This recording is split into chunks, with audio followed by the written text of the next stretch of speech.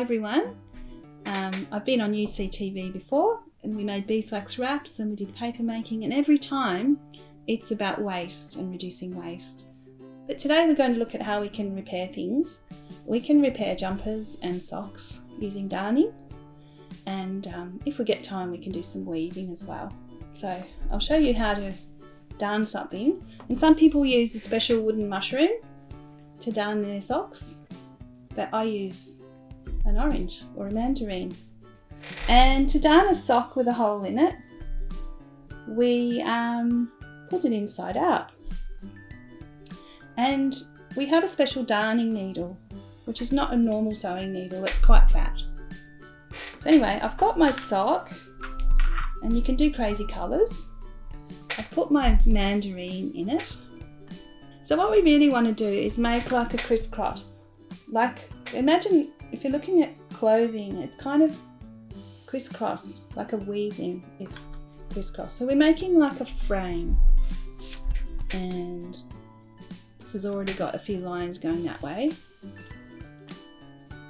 So we're making like a grid, and I've got orange against orange, but if you can see, I'm going that way a lot. I'm going across and back. I hope you can get a sense of what I'm doing. I'm not just going round, round, round. And the orange keeps it tight, okay? So you don't want to have it all bunched up. So we're making like a weaving loom. And if I showed you what we're going to make later, if we have time, it's a little simple cardboard weaving loom. So it's full of lines going one way, and then we're going to populate it across, okay? So we're holding our sock firm, and we're going along,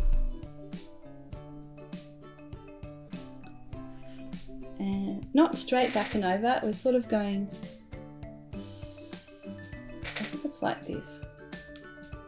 I might draw it for you later. Now, we've got our all going one way. Now we're going to weave in and out, in and out. I hope this is not too hard to understand, and every sock is different. You can start to see where I've come across with my kind of sideways stitches. Okay, so now I'm going to go this way. We've done our that way. So I'm just going to pick up and go under. Maybe it is difficult to see because I've got orange thread. Pick up one, over the next one, under, over and under. And maybe this might be easier if I also show you how to do the weaving on the cardboard loom. I'm not sure what sequence you might like to do this in. So I'm coming back across, and now I'm going to do the opposite. Where I've gone under, this time I'm going to go over. I don't know if it's hard to see. I'm going to go under and over. The holes aren't always round, so it's sort of a bit tricky. But you start to see the pattern.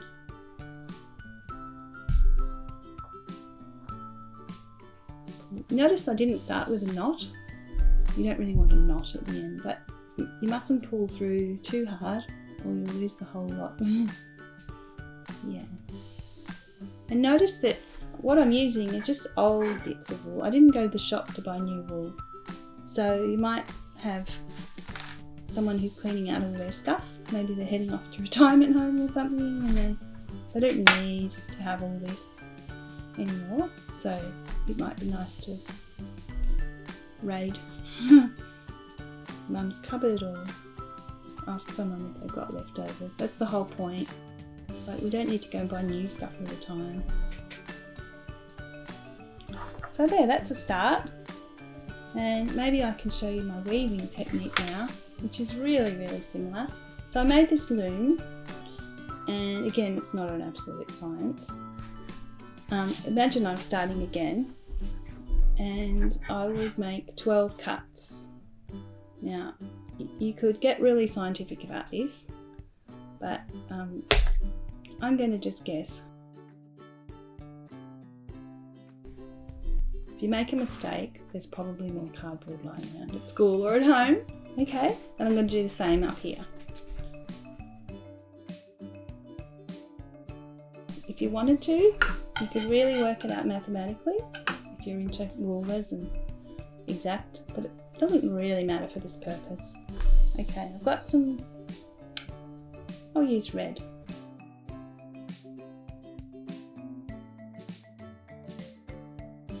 What we're going to end up making, by the way, is something like this, which my daughter made at school. And it can be a bookmark or a little thing you put something on. I don't think it'd be a very good mouse mat, but it's cute. Right, so that's what we're going to make, just by weaving. And I'll just cut that bit off. And maybe tuck it in behind. That is the front. And again, you can use all sorts of different colours, all sorts of different pieces. You could weave in, I don't know, sticks or plastic fibres, anything lying around. You can make one out of bush weeds, reeds. So again, we're under, over, under, over.